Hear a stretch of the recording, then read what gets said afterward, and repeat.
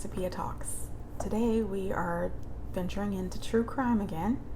Today we are covering an episode of Homicide for the Holidays, which is a Oxygen program, Season 2, Episode 5, and you can find this episode on the Oxygen app. This particular episode has cost me sleep.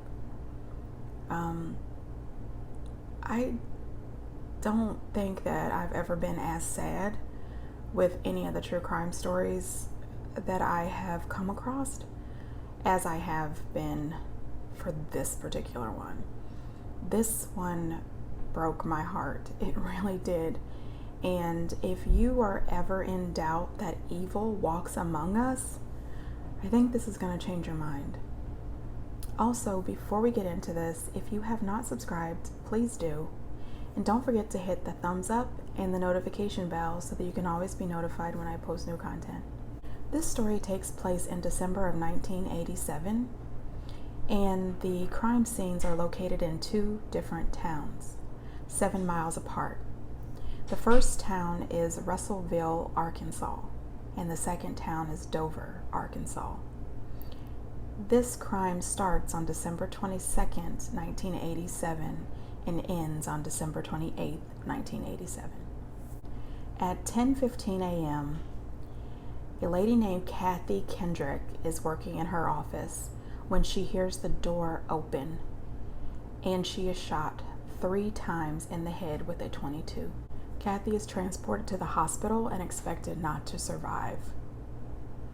1 mile away, a lady named Julie is actually working her first day at her new job at Taylor Oil Company. She is super excited about her first day, and she has just met the new delivery guy, JD, who she thought was a very lovely guy and friendly. All of a sudden, she hears some shots, but she's not quite sure what she heard. The door opens and the gunman comes in and shoots JD several times. Then the gunman goes to shoot her, but Julie dives to the floor, and as she's diving to the floor, the bullet actually goes through her hair. She lays on the ground and continues to be still. Once she hears the gunman drive away, she gets up to find that JD is dead and that the gunman has also shot her boss. Those were the shots that she heard before he entered her office. She calls 911, who is completely confused at 2 different shootings in this small town. That's unheard of in one day. The police are headed her way when, at 10:39, they get another call that there is another shooting at the local mini mart. 2 people have been shot and are on their way to the hospital. As the police are on their way to the mini mart, they get another call at 10:48 a.m. stating that shots have been fired and someone has been shot at the Wood Line Freight Company. The shooter has shot one lady and is now holding another lady hostage. The gunman had Vicky negotiate with the negotiators. They were able to convince the gunman to turn himself in. They were able to come into the warehouse and get him without any issues.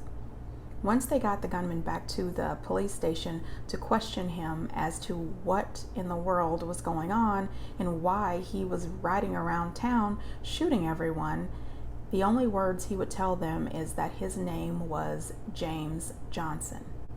The police were not coming up with anything for James Johnson, so they decided to run the license plate of the car that he was actually driving in. Once they ran the license plate, they came up with the name Ronald Gene Simmons. So the police were thinking, did James Johnson murder Ronald Gene Simmons? Or did he steal his car? Is Ronald Gene Simmons alive? So the police decided to run a check on Ronald. They weren't able to pull up a phone number, but they were able to pull up an address that was 7 miles away in Dover. So one of the sheriffs decided to drive over to Dover, while the other police decided to talk to all the witnesses at the various crime scenes. One cop was able to find out at the Wood Line Freight place that they knew who the gunman was. He was a former employee there, and his name was Ronald Gene Simmons. They did a little more investigation and found out that in the 1960s, Ronald married a lady named Rebecca. They ended up having 7 children. 3 of their children had grown up, moved out, married, and started their own families. The rest of their children were still living with them in their home. They also found out that everyone called Ronald Gene. So he went by his middle name. Most people knew him by that name. It turns out that it was Christmas time, and his wife Rebecca was extremely excited. She was so happy that all of her children and her grandchildren would be home for the holidays. She decorated the house beautifully. There was a gorgeous Christmas tree. She had picked out the perfect gift for each one of her children and her grandchildren, and she was just elated at the thought that all of her babies would be in the same place at the same time. When the sheriff arrived in Dover to the Simmons property, he realized that it was a small house on 13 acres. But what was strange to him was that there were several cars in the front yard. Also, what stuck out to him was that the chimney had no smoke, so there was no fire going in this house in the mid-winter in December. So he knocked on the door to no answer. So he made his rounds around the house, checking to see if any doors or windows were open. All the doors and windows were locked except for one. He rose to the window and he called out, "Is anyone home?" When no one answered, he looked further in and realized that the first thing he saw was the beautiful Christmas tree. Then, as he looked down, he realized there was a body laying in front of the Christmas tree. He backed away from the home and he called for backup. Once the team arrived to the house, they actually made entry. As they entered the house, they realized that the body under the Christmas tree was the lady who turned out to be Jane's daughter, Sheila. She was shot multiple times in the face and head. There was also another body by the back sliding doors. It was a male named Dennis. He was also Sheila's husband. In the kitchen, they found another male.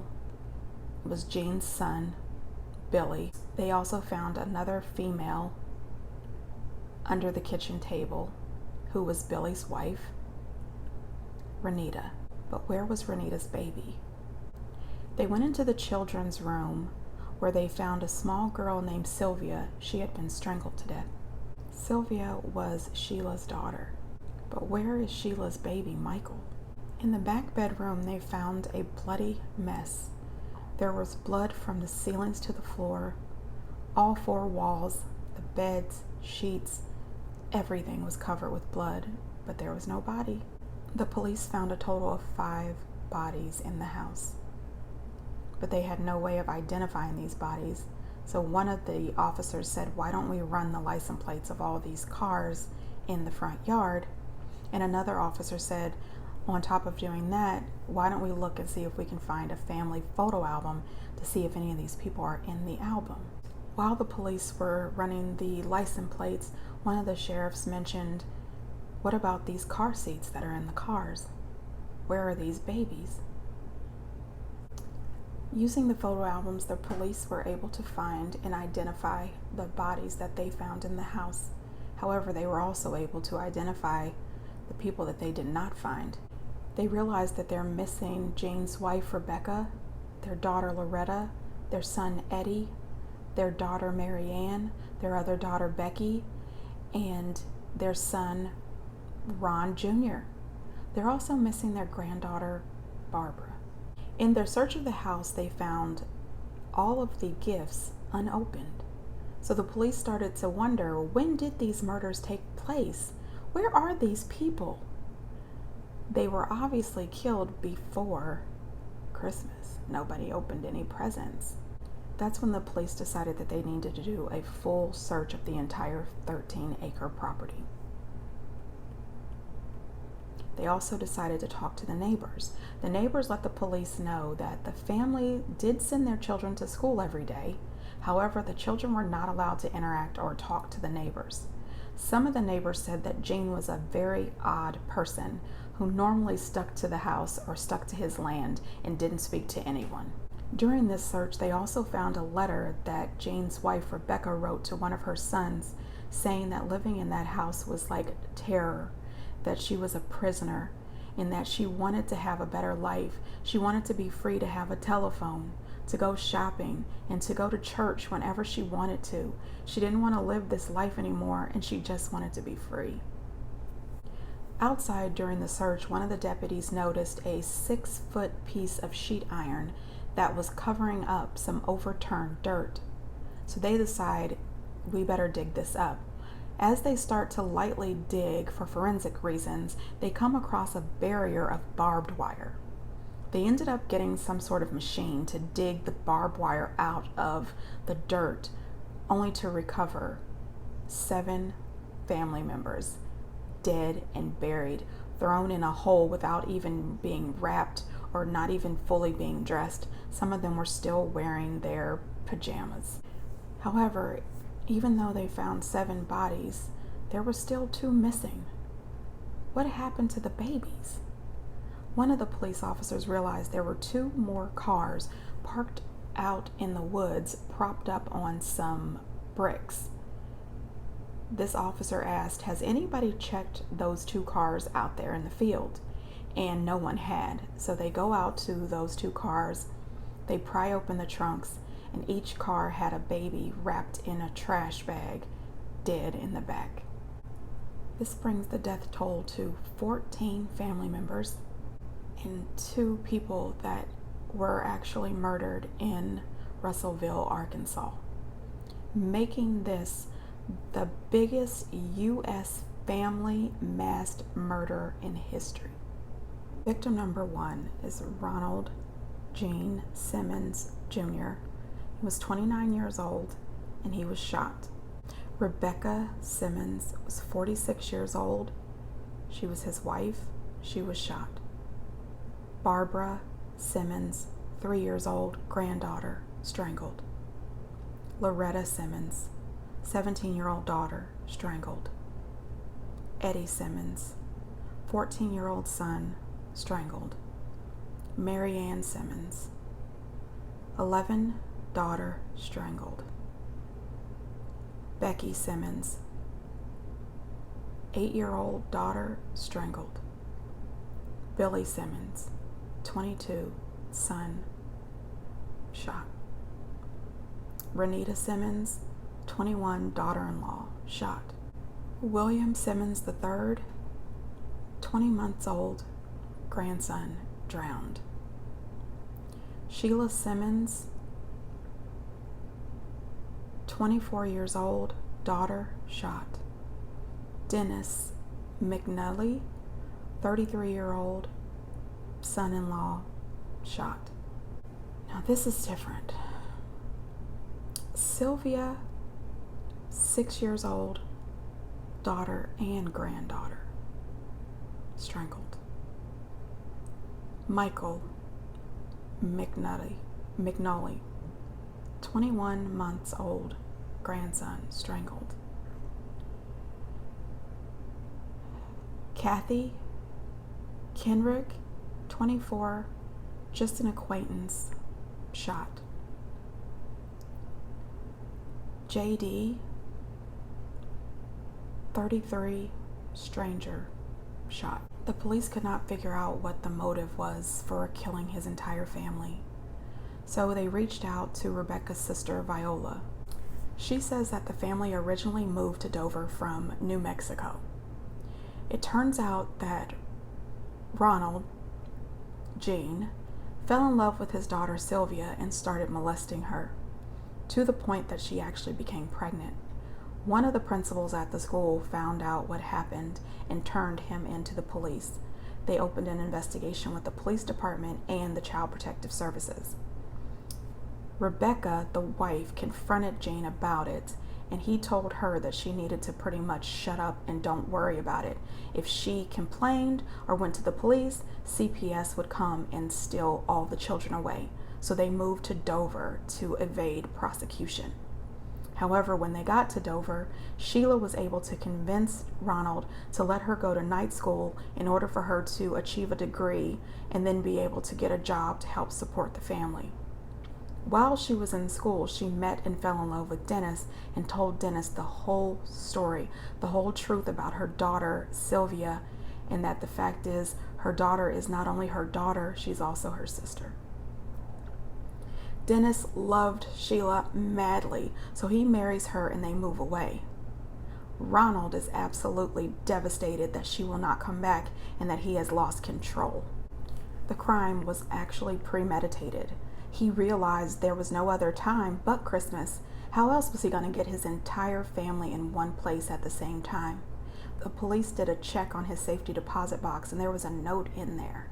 He actually left a note saying the letter was to Sheila, letting her know that it was her fault that the whole family had to die because she wouldn't return home, knowing how much he loved her.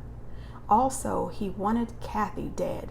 Kathy Kendrick, the lady at the oil company. He wanted her dead because she looked like Sheila and she wouldn't go out with him. Once he had killed his whole family, he thought, why not kill Kathy? Why not kill people at my former employment that I didn't like?